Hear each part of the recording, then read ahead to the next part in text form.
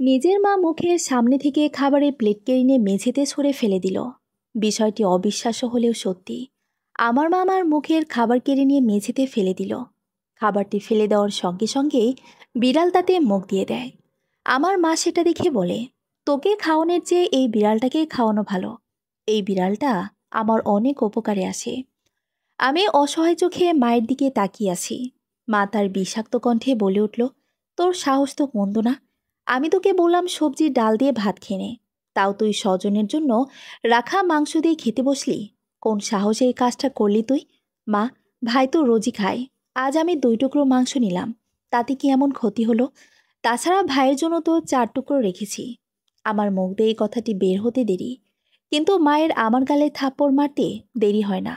আমার চোখ দিয়ে পানি গড়িয়ে পড়তে শুরু করে। এতক্ষণ অবধি চোখে পানি আসবে আসবে করছিল। মায়ের থাপ্পড় গিয়ে চোখের পানি দ্রুত বেগে বেরিয়ে এলো। আমার চোখের পানিও আমার মায়ের মনে আমার জন্য সামান্যতম দয়ের জন্ম দিতে পারিনি। সে তার কর্কশ কণ্ঠে বলে ওঠে, এই, তুই জানিস না আমার ছেলে মাংস ছাড়া ভাত খেতে পারে না, তাও তুই ওর মাংস নিয়েছিস, আবার মুখে মুখে তর্ক করছিস। এত লোভী কেন তুই? অন্যের খাবারে লোভ দিস কেন? তুই লোভী দিস বলেই আমার ছেলেটা মাঝে মাঝে অসুস্থ হয়ে পড়ে। তোর মায়ের কঠিন কথাগুলো শোনার আর ধৈর্য হলো না। তৎক্ষণাৎ ছুটে ঘরে চলে এলাম। আসার পথে মায়ের উচ্চ শব্দে বলা একটি বাক্য কানে আসলো। মা বলল, দেমাগ দেখিয়ে যাচ্ছি, যা, শুনে রাখিস, আজ রাতে তোর খাওয়া বন্ধ। তোর জন্য যখন সুস্থে আমার ছেলেটা খেতেই পারলো না, তখন তোর রাতের খাওয়া বন্ধ। আমি দরজা বন্ধ করে শব্দ করে কান্না করে দিলাম। এখন অনেকে ভাবতে পারে, এখানে বোধহয় ছেলে এবং মেয়ের বৈষম্য করা হচ্ছে। না, আমার বাবা মা আমাকে পছন্দ করে না। হ্যাঁ, আমি মেয়ে বলেই পছন্দ করে না।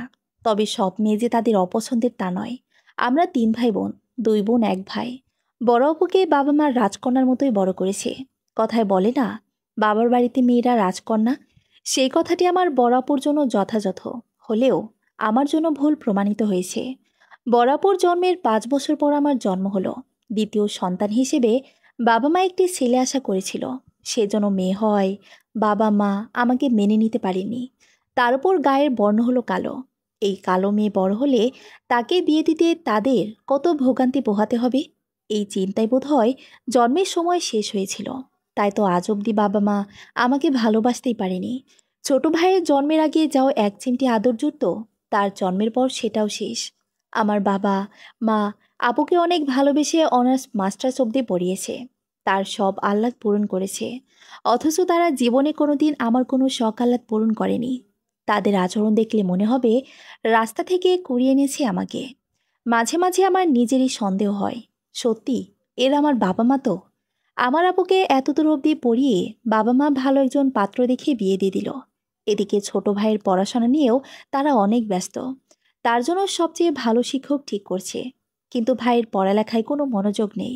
অথচ আমি পড়তে চাই, কিন্তু তারা আমাকে পড়াতে চায় না। সেই এসএসসির পর থেকে নিজের পড়ালেখার খরচ নিজেকে বহন করতে হচ্ছে। সেই থেকে টিউশনি করিয়ে কোনোরকম নিজের পড়ালেখা চালিয়ে যাচ্ছি। এখন আমি অনার্স 3য় বর্ষের ছাত্রী। এসবের মাঝে নিজের জামাকাপড় অবধি নিজেকেই কিনতে হয়। একটা ঈদে অবধি বাবা মাকে আমাকে কোনো উপহার দেয় না। এই তো গতবার রোজার ঈদে মুখ ফুটে বাবাকে বলছিলাম, বাবা, আমাকে একটা নতুন জামা কিনে দিবে? যখনই দেখা হয় তখনই তোর কিছু না কিছু চাই। তোর এত চাহিদা কেন? দেখছিস বাবার হাত ফাঁকা, এখনই তোর এই চাই ওই চাই, এত চাই চাই স্বভাব কেন তোর? বাবার কোথায় কষ্ট পেলেও সয়ে নিলাম, তাদের এমন আচরণের সাথে অভ্যস্ত। বাবার কথা শেষে অনেকটা সাহস সঞ্চয় করে বললাম, আমাকে তো জামা কাপড় দাও না, সেই কয় বছর হয়ে গেল। আমি চাইও না, কিন্তু এবার আমার এক্সাম পড়ে যাওয়ায় হাতে টাকা নেই, তেমন ভালো জামাও নাই। এই ঈদে পুরনো জামা পরে কাটাবো, সেই জন্যই চাচ্ছিলাম। ও, তোর কোনো জামা কাপড় নাই? তাহলে কি জামা কাপড় ছাড়া থাকিস তুই? এতগুলো টিউশনি করাস, জীবনেতে 2 পয়সা বাবাকে দিস না, টাকাগুলো কি করিস? এখন আবার এই চাই ওই চাই, শুধু চাই চাই। লজ্জা করে না? বসে বসে বাবার অন্ন ধ্বংস করেও শান্তি হচ্ছে না, তাকে একেবারে সর্বশান্ত করতে চাস? বাবার এই কথার জবাবে করা কিছু কথা শোনাতে ইচ্ছে করলেও জড়তার জন্য পারলাম না। তাই শান্ত গলায় বললাম, বাবা, মা হিসেবে কোনো দায়িত্বই তো পালন করো না। দুবেলা খেতে দিয়েও তো 2 স্বামী স্ত্রী 6 বেলা কথা শোনাও, তাও তোমাদের মনে হয় আমি শুধু চাই চাই করি, আমার চাহিদা বেশি। আমি এই কথাটা বলার সঙ্গে সঙ্গে আমার মা রান্নাঘর থেকে খুন্তি নিয়ে হাজির হয়। আমার গালে দুটো লাগিয়ে দে বলে, বেয়াদব মেয়ে, খুব মুখে খই ফুটেছে। কয়দিন ধরে দেখছি মুখে মুখে বেশ তর্ক করছিস, বাবার মুখের ওপর কথা বলছিস, এত সাহস তোর? বেশি মুখে খই ফুটলে বাসার বাইরে গিয়ে মুখ চালা। এই বাড়িতে থেকে এভাবে তর্ক করা যাবে না। যখন যা খুশি চাওয়া যাবে না। আমি কিন্তু তারপর কোনো কথাই বলিনি, কিন্তু আমার বাবা মা সমানে আমাকে কথা শুনিয়েই যাচ্ছিল। শুধু কি তাই, আমার বাবা তো বলেই দিল, একটা আপদ গর্বে রেখে 9 মাস কষ্ট করলা সজলের মা। এই আপদটার চেহারা দেখে আমি বুঝেছি এ আমার সংসারটারে নষ্ট করে দিবে। সেটাই, দৈনিক ঘরে ঝগড়া হবে, সংসারের সব শান্তি নষ্ট করছে। এর চেয়ে এটারেই গর্বে মেরে ফেলেই ভালো হতো, ল্যাটা চুকে যেত। বাবা মায়ের কথা শুনে হয়তো সবাই অবাক হচ্ছেন। নিজের বাবা মা এভাবে বলতে পারে? হ্যাঁ পারে। আমি আমার বাবা মায়ের এসব কথায় অবাক হইনি, কারণ এমন ব্যবহারের সাথে আমি অভ্যস্ত। আমি এটাও জানতাম বাবা আমাকে জামা কিনে দিবে না, তবুও মনের মধ্যে সুপ্ত বাসনা ছিল। বাবা মা তো, নিজের বাবা মা, অন্তত ঈদের কথা ভেবে হয়তো আবদার পূরণ করবে। তাছাড়া আমার ভালো জামা নেই। সত্যি বলতে ঈদ পুরনো জামা দিয়ে করব, সেটার চেয়েও ভার্সিটিতে পুরনো জামা পরে যেতে লজ্জা লাগে, সেজন্য জামা চেয়েছিলাম। এটা গেল একটি ঈদের ঘটনা। এমন ঘটনা বহুবার ঘটেছে আমার জীবনে। এসবের জন্য মাঝে মাঝে নিজেকে শেষ করে দেওয়ার কথাও ভেবেছিলাম, কিন্তু সাহস হয়নি। তবে যতবার আমি আমার বাবা মাকে আমার নিজের বাবা মা ভেবে, অন্তত সন্তান হিসেবে আমাকে ন্যূনতম ভালোবাসবে এই আশা বুকে নিয়ে তাদের কাছে আবদার করেছি, ততবার আমি হতাশ হয়েছি। ততবার তারা তাদের আচরণ দিয়ে বুঝিয়ে দিয়েছে জন্ম দিলে বাবা মা হওয়া যায় না। সব বাবা মা তার সব সন্তানকে সমান ভালোবাসে না। যেমন আজকের ঘটনাটাই দেখুন, 6 টুকরো মাংস দেখে ভাইয়ের জন্য 4 টুকরো রেখে আমি 2 টুকরো নিয়েছি। বেশ কিছুদিন ধরে মাংস খেতে মন চাচ্ছিল, সেই জন্য চোখের সামনে দেখে লোভ সামলাতে পারিনি। ভেবেছিলাম মা তো এতটুকু খাওয়াই তেমন কিছু বলবে না, কিন্তু পরিশেষে আমি আবারও ভুল প্রমাণিত হলাম। নিজের জীবনের ঘটে যাওয়া এসব ঘটনা নিয়ে কান্নায় ভেঙে পড়লাম। সেই মুহূর্তে দরজায় কড়া নাড়ার শব্দ হলো। বাহির থেকে মা কর্কশ গলায় বলল, তাড়াতাড়ি বাহিরে বের হ। মায়ের কর্কশ কণ্ঠ শুনে চোখ মুছে বাহিরে বের হলাম। আমার মুখ দেখে মা কিছুটা ব্যঙ্গ করে বলেন, আসছে আমার জনম দুঃখী। কেউ কিছু বলার আগে কান্না করে শেষ, এমন ভাব ধরে আমরা তাকে মেরে শেষ করি। মায়ের বিরক্তিমাখা কথাগুলোকে এড়িয়ে গিয়ে শান্ত গলায় বললাম, ডাকলে কেন? ঘরের মধ্যে কি? মেঝে যে নষ্ট হয়ে গেছে সেটা চোখে পড়েনি? মেঝে পরিষ্কার করবে কে? মা এই কথা বলে আমাকে বকতে বকতে চলে যায়। আমি মনে মনে একটি দীর্ঘশ্বাস ফেললাম। হায়রে নিয়তি, যেই মুখের খাবার কেড়ে নিয়ে ফেলে দেওয়া হলো, সেই খাবার পড়া মেঝেটি নিজেকেই পরিষ্কার করতে হচ্ছে। চোখে আবারও পানি আসতে চাচ্ছিল, কোনো মতে সেটাকে নিয়ন্ত্রণ করে এগিয়ে গেলাম। মেঝের কাছে গিয়ে লক্ষ্য করলাম বিড়াল সব খাবার খেয়ে নিয়েছে, শুধু ঝোল পড়ে আছে। এটা দেখে মনে মনে বললাম, নিজের সন্তানের চেয়ে মায়ের কাছে বিড়ালের মূল্য বেশি। বিড়াল ভাত মাংস খাওয়াই দোষ হলো না, কিন্তু আমি খাওয়াই হলো। হায়রে নিয়তি, নিজের এই কষ্টগুলো শেয়ার করার মতো কেউ নেই বলে আজ ভাগ্যকে দোষারোপ করে এড়িয়ে যাচ্ছি। দোষটা তো ভাগ্যেরই। নিষ্ঠুর এই দুনিয়ায়, নিষ্ঠুর এক সংসারে আমাকে কেনই বা পাঠালো? আমার জন্ম না হলে কি খুব ক্ষতি হতো? নিজের কষ্ট থেকে এমন ভাবনাগুলো মাথায় এসে জমাট বাঁধে। না চাইতেও মেঝে পরিষ্কার করতে গিয়ে চোখে পানি চলে এলো। মা এটা দেখে বিরক্তি নিয়ে বলল, হ্যাঁ, এতটুকু কাজ করতে চোখের পানি নাকের পানি এক করে ফেল। এই পুরো সংসারে গাধার মতো খেটেও আমি কোনোদিন কান্না করলাম না। এমন এক নবাব জাতি জন্ম দিছি যে তাকে দিয়ে সামান্য কাজ করাতেই তার চোখের পানি গড়গড়িয়ে পড়ছে। মায়ের এই কথা শুনে জবাব না দিয়ে পারলাম না। মানুষের সহ্য শক্তির একটা সীমা থাকে। একজন মানুষ কত সহ্য করতে পারে? আমি নরম গলায় বললাম, এই চোখের পানি কিসের জন্য ঝরছে সেটা তুমি বুঝতে পারবে না মা। এটা বুঝতে হলে শুধু সন্তান জন্ম দিলেই হয় না, তার মাও হতে হয়। কি বললি, কুত্তার বাচ্চা? আমার খেয়ে আমার পড়ে আমার মুখে মুখে কথা? আমি বুঝি না ওই চোখের পানি কেন পড়ছে। সামান্য এক কাজে চোখের পানি পড়ছে, অথচ সারাদিন আমি কাজ করে যাই। তোকে তো ঘরেই পাওয়া যায় না। সকাল থেকে সন্ধ্যা অবধি তো পাড়ায় পাড়ায় ঘুরে বেড়াস। কে জানে কোন ছেলের সাথে ঘুরে বেড়াস। আসলেই তুমি আমার মা? আমি বাধ্য হলাম এই কথাটি বলতে। নিজের মা এমনভাবে নিজের সন্তানকে এভাবে বলতে পারে? আমি একটু থেমে আবারও জিজ্ঞেস করলাম, তোমার গর্বে সত্যি আমি বেড়ে উঠেছিলাম। আমি তোমার সত্যি সন্তান তো? আমার এই কথা শুনে মা কর্কশ গলায় উচ্চ শব্দে বলে উঠল, গর্বের না হলে তোর মতো কালীকে পালতে গিয়ে আসতাম নাকি? তোর মতো কালীকে দিয়ে কি ঘরে খটে দিতাম আমি? আমি নিশ্চুপ হয়ে গেলাম। এই জবাব আমার কি বা দিব? সকাল থেকে সন্ধ্যা অবধি ভার্সিটি টিউশনি করি কাটায়, কত পরিশ্রম করি, দুপুরবেলা না খেয়ে টিউশনি করায়। এসব কিছু জেনেও যে মা বলতে পারে ছেলেদের সাথে ঘুরি, তাকে কোনো কিছু বলা কিছু হবে? সপ্তাহে একদিন বন্ধ থাকে, সেদিন বাড়িতে থাকি, সেদিন এসব সহ্য করতে হয়। অন্য সব দিন তো তাও রাতটুকু পার করে দেওয়া যায়। সব দোষ এই জীবটার। সে কেন মাংস খেতে চাইল? মাংস না খেলে তো এত কিছু হতো না। এখন মন চাচ্ছে নিজের এই জীবটাকেই কেটে ফেলি। এর মাঝে আমার মেঝে পরিষ্কার হয়ে গেল। মা আমাকে তৎক্ষণাৎ অন্য কাজ দিয়ে দিলেন। আমি চুপচাপ কাজগুলো করে দিলাম। বিকালের দিকে বাবা বাড়ি ফিরে। কলিং বেলের শব্দ পেয়ে আমি দরজা খোলাই বাবা আমাকে দেখে বিরক্তি নিয়ে বলল, তুই দরজা খুললি কেন? তোর এই কালে মুখটা না দেখলে হয় না? অফিস থেকে ফিরে ঘরে শান্তি পাওয়ার জন্য। তোকে দেখলেই তো আমার সব শান্তি শেষ হয়ে যায়। মাথায় চিন্তা এসে ঘুরপা খায়। তোর মতো কালীকে কে কে বিয়ে করবে? তোর বিয়ে দিয়ে আমাকে কত যৌতুক দিতে হবে। এ কথা মনে পড়লে তো আমি শেষ। বাবার মুখে এসব কথা শুনে আমি চুপচাপ সরে গেলাম। বাবা আমাকে শুনিয়ে কথা বলে যাচ্ছে। এক পর্যায়ে বলে, কোন বোধ বালাইও নাই। অফিস থেকে বাবা ক্লান্ত হয়ে ফিরেছে। কোথায় এক গ্লাস পানি দিবে তা না। এমন বেয়াদব নিয়ে আমার কপালেই জুটল। আমার মতো কালির হাতে পানি খেলে যদি তোমার হজম না হয়, সেজন্য দিইনি। বিরক্তি নিয়ে কথাটি বললাম। আমার কথাটি শুনে বাবা কিছুটা হকচকিয়ে গেল। পরক্ষণেই বকাবকি শুরু করলো। আমি সেদিকে কান্না দিয়ে ঘরের মধ্যে চলে গেলাম। এখানে এই পরিবেশে এখন আমার দম বন্ধ লাগে। ইচ্ছে করে দু চোখ যেথায় যায় সেথায় হারিয়ে যায়। ইচ্ছে থাকলে তো সব হয় না। যতই গায়ের রং কালো হোক, মেয়ে মানুষ তো। এই সমাজ চাইলে যেখানে খুশি যাওয়া যাবে না। বাবা মা সন্ধ্যা থেকে শুরু করলেন সেই আমার বিয়ের বিষয় নিয়ে। ঘটকে ছবি দেখালে সে এক কথাই বলে, এই জন্য পাত্র খোঁজা আমার সাধ্যের বাইরে। যদিও কথাটি সত্য নয়। আমার যখন প্রথম বিয়ের কথা ওঠে, তখন আমি যথেষ্ট কঠিন গলায় বলেছিলাম, আমি বিয়ে করব না। এটা শুনে অবশ্য বাবা মা তাদের স্বভাব অনুযায়ী আমাকে বকা দিয়েছেন। বাবা তো বলেই দিলেন, তোকে বিয়ে করবেও বাগিয়ে। তবু ল্যাংলালুলা একটা ছেলে পেলে বিয়ে দিয়ে আপদ বিদায় করতাম, সেটুকুই চাই। মায়েরই একই কথা। তাদের এই কথার জবাবে আমি বললাম, দুবেলা খাবার দাও তো, এছাড়া বেশি কিছু নয়। বাকি সব আমার ব্যবস্থা তো আমিই করি। তাই দয়া করে আমার বিয়ে নিয়ে না ভেবে আমাকে আমার কথা ভাবতে দাও। আমি সারা জীবন তো তোমাদের বোঝা হয়ে তোমাদের ঘরে পড়েছিলাম।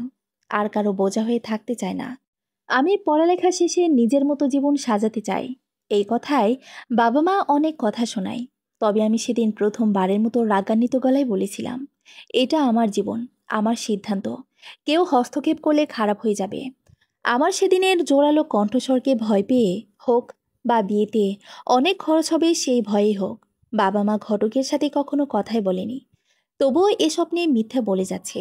হয়তো আমাকে দমিয়ে রাখতে, আমাকে বোঝাতে আমি কত বড় অভিশাপ তাদের জন্য, তাই বলে যাচ্ছে। আমি শুনেও শুনছি না। এর মাঝেই সজল বাড়ি ফিরলে বাবা মা তাকে নিয়ে পড়ে। তবে তাকে কথা শোনায় না। তারা এভাবে বলে, এই যে সজল, পড়ালেখা না করে সারাদিন এদিক সেদিক ঘুরে বেড়ায়, এসব তো তোর জন্য। ওই মেয়েটা এমন হয়েছে বলেই ছেলেটা উচ্ছেনে যাচ্ছে। আমাদের জীবনের সবচেয়ে বড় অভিশাপ ওই কালী মেয়ে। তাদের আদরের ছেলে পড়াশোনা করছে না, সেখানেও আমার দোষ। আমি জানি না তারা এগুলো কেন বলে। নিজের আদরের ছেলেকে কিছু বলতে পারবে না, সেই জন্য নাকি আমি তাদের জীবনের সবচেয়ে বড় বিরক্তির মানুষ। তাই আমি সত্যি জানি না। তবে জানি এই বাড়িতে আমার আপন বলতে কেউ নেই। শুধু এই বাড়িতে না, এই দুনিয়ায় আমার আপন বলতে কেউ নেই। বাবা মায়ের কটু কথা, আমাকে অভিশাপ ভাবা দেখে ভাই বোনও আমাকে দেখতে পারে না। সারা জীবন আমাকে আপুর পুরনো জামা কাপড় পরতে দেওয়া হয়েছে, পুরনো বই দেওয়া হয়েছে। এসব দেখে আপু ভাইও ভেবে নিয়েছে আমি এটারই যোগ্য। আমার জন্য এসবই অনেক হয়েছে, আর নয়। আমি আর এসব নিতে পারছি না, কিছুতেই পারছি না। এই দুনিয়া আমার জন্য এত কঠিন যে কেন হলো? অনেক হয়েছে, এবার এগুলো বন্ধ হওয়া জরুরি। নিজের বাড়িতে অনাথের মতো বড় হওয়া, এখন অবধি তার চেয়ে খারাপ সময় পার করা খুবই কষ্টকর। এই কষ্টগুলো সহ্য করার মতো সহ্য শক্তি আমার আর নাই। আমিও মানুষ। একজন মানুষ সারা জীবন সহ্য করে যাবে, অন্যরা তাকে কথা শুনিয়ে যাবে, এভাবে তো চলতে পারে না। এবার তাদেরও বোঝা উচিত আমিও একজন মানুষ। নিজের মনকে শক্ত করে নিয়ে এবার ঘুরে দাঁড়ানোর স্বপ্ন দেখতে শুরু করেছি। বেশ কয়েকদিন ধরে নিজের সামর্থ্যের মাঝে একটি বাসা খুঁজে বের করেছি। বাসা খোঁজা শেষে মায়ের কাছে গিয়ে শান্ত গলায় বললাম, মা, আমি আগামীকাল চলে যাচ্ছি। চলে যাচ্ছি মানে? কোথায় যাচ্ছিস? মায়ের এই প্রশ্ন কোথাও গিয়ে মনে আশা জাগিয়ে দিয়েছে যে মা হয়তো আমার চলে যাওয়া মেনে নিতে পারবে না, দূরে সরে যাব। এটা শুনে তার মাঝে আমার জন্য মাতৃত্ব জেগে উঠবে। কিন্তু না, আমাকে মিথ্যা প্রমাণ করে দিল আমার মা। আমি যখন বললাম আমি বাড়ি ছেড়ে দিয়ে নিজের গন্তব্য নিজেই খুঁজে নিচ্ছি, বা এত সৌভাগ্য আমার কপালে আদৌ আছে? মিথ্যে কথা না বলে গিয়ে কাজ কর। তুই আমার ঘাট থেকে নামবি? এত বড় বৃথা স্বপ্ন আমি আর তোর বাবা দেখিনি। মায়ের এই জবাব আমার সব আশা, ভরসা এক মুহূর্তে ভেঙে দিয়েছে। আমার চোখে পানি এসে ধরা দিতে চাচ্ছিল, কিন্তু আমি আর তা হতে দিলাম না। নিজের চোখকে থামাতে বাধ্য করলাম। অনেক কষ্টে কান্না আটকে নিজের মনকে পুরোপুরি বোঝালাম এই ঘর থেকে বেরিয়ে যেতে হবে। অতপর পরবর্তী দিন নিজের জামা কাপড় নিয়ে বেরিয়ে পড়লাম। নতুনভাবে, নতুন রূপে নিজেকে সাজালাম। নিজের জীবনকে এগিয়ে নিয়ে গেলাম। আগের তুলনায় টিউশনির সংখ্যা বাড়িয়ে দিলাম। কোনোভাবে নিজের জীবনটা কাটিয়ে দিচ্ছিলাম। এভাবেই সময় কেটে যায়। আমার গ্র্যাজুয়েশন শেষ হয়। এর মাঝে বাবা মা আমাকে মিস করেছে কিনা জানি না। হয়তো করেছে, হয়তো বা করেনি। তবে আমি তাদের মিস করেছি। তারা আমাকে ভালো না বাসলেও আমি তো বেশি ছিলাম। আমি জানি না তারা আমার নিজের বাবা মা হয়েও কেন আমাকে এক বিন্দু ভালোবাসতে পারল না। এক মুহূর্তের জন্য তাদের হৃদয়ে আমার জন্য ভালোবাসার জন্ম হলো না। এইসব কথা ভেবে আজও কষ্ট পাই। টিউশনি করে আর কতদিন চলবে? সেই জন্য পুরোদমে চাকরির প্রস্তুতি নিতে শুরু করলাম। বিসিএস দেওয়ার জন্য প্রস্তুতি চালাচ্ছিলাম। পরপর সবগুলো বিসিএসে অংশ নিতে শুরু করি। প্রথমটায় প্রিলিতে আটকে গিয়েছিলাম, তবে হাল ছাড়িনি। মনে সাহস, শক্তি সঞ্চয় করে দ্বিতীয়বার প্রিপারেশন নেই। এভাবে একবার প্রিলিতে টিকে হেরে যায়। হাঁটতে হাঁটতে একসময় জিতে যায়। যে নিয়তিকে এত দোষারোপ করতাম, সেই নিয়তি আমাকে একজন বিসিএস ক্যাডার বানিয়ে দেয়। সেদিন আমার খুশি দেখে কে? তবে এই খুশি কারো সাথে শেয়ার করার মতো আপনজন অর্থাৎ পরিবার আমার ছিল না। কিন্তু অনেক ভালোবাসার মানুষ ছিল আমার স্টুডেন্ট। তাদের সাথেই আমি আমার এই সাফল্য উদযাপন করি। তবে হ্যাঁ, ক্যাডার হওয়ার আগে আমি এক ব্যাংকে জব করতাম। সেখানের কলিগদের সাথেও ভালো সম্পর্ক তৈরি হয়ে যাওয়ায় তাদের সাথে সুন্দর এই মুহূর্ত উদযাপন করতে ভুল করিনি। জীবন আমার থেকে অনেক কিছু যেমন কেড়ে নিয়েছে, তেমন অনেক কিছু দিয়েছেও। আজ আমার সফলতায় আমার হাতিয়ার, আমার জবাব। যেই মানুষগুলো একলা মেয়ে এক ঘরে থাকছে, সন্ধ্যায় টিউশনি করছে, এই মেয়ে কত খারাপ, এই মেয়ে টিউশনির নামে কি করে বেড়াচ্ছে, এসব কটু কথা আড়ালে কখনো বা সামনে বলতো, আজ তারা আমার সফলতা দেখে আমার সাথে ভাব জমাতে আসে। এটাকেই তবে সময়ের জবাব বলে? আমার জীবনের সময়ের এই জবাব দেখা আরও বাকি ছিল। তাই এক বর্ষার মৌসুমে কাকভেজা হয়ে আমার দরজায় এসে দাঁড়ায় আমার বাবা মা। তাদের দেখে আমি অবাক হয়ে গেলাম। আমার বাবা ভেজা শরীরে কাঁপছিল, মাথাকে ধরেছিল। আমি মায়ের দিকে তাকাতে মা মাথা নিচু করে নিল। বাবা মা দুজনেই আজ মাথা নত করে আমার দরজায় দাঁড়িয়ে আছে। আমি তেমন কিছু না ভেবে তাদের ঘরের ভেতরে আসতে বললাম। তাদের ভেজা কাপড় পাল্টে উষ্ণ কাপড় পরতে দিলাম। অবশ্য বাবার কাপড়ের ব্যবস্থা করতে পারিনি, তবে কোনো মতে তোয়ালে, গামছা দিয়ে ব্যবস্থা করে নিয়েছি। তারপর তার জন্য কাপড় কিনতে এই বৃষ্টির মাঝে বেরিয়ে গেলাম। কাপড় নিয়ে এসে যখন মায়ের হাতে দিলাম বাবাকে দেওয়ার জন্য, তখন মা আমার হাত ধরে হাউমাউ করে কান্না করে দিল। আমি ঘর থেকে চলে আসার কয়েক বছর হলো। এর মাঝে বাবা মায়ের এমন পরিণতি হবে ভাবতে পারেনি। মা আমার কাছে ক্ষমা চেয়ে বলে, আমাদের ক্ষমা করে দে মা, আমরা তোর সাথে অনেক অন্যায় করেছি। আমরা অনুতপ্ত। মায়ের পর তাদের গল্প বলতে শুরু করে। তাদের আদরের ছেলে কিশোর বয়সে বেকার অবস্থায় একটি মেয়েকে নিয়ে পালিয়ে আসে। সেই নিয়ে সংসারে অনেক ঝামেলা হয়। তবে সজল কারো কথা না শুনে সেই বউকে নিয়ে ঘরে বসবাস করতেই শুরু করে।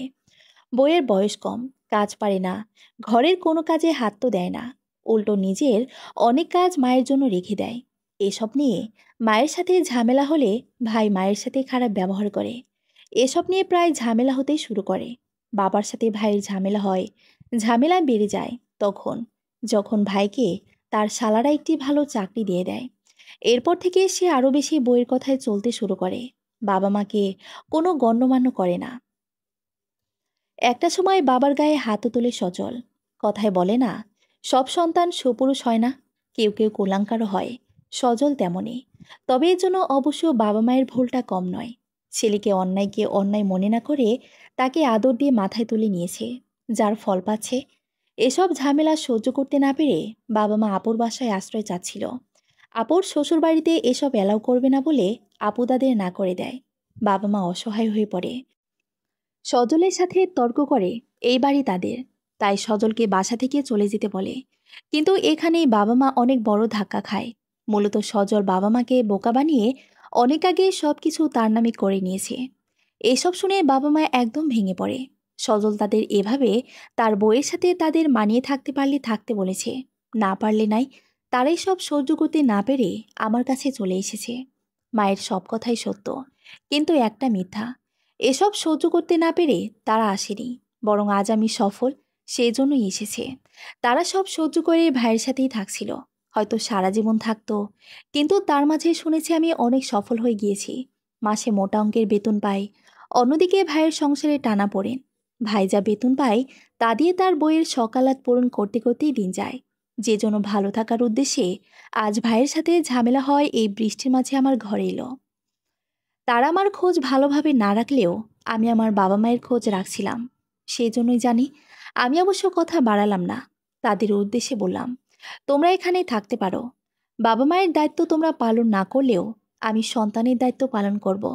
আমার এই একটি কথাই বোধ হয় তাদের যোগ্য জবাবের জন্যই যথেষ্ট ছিল।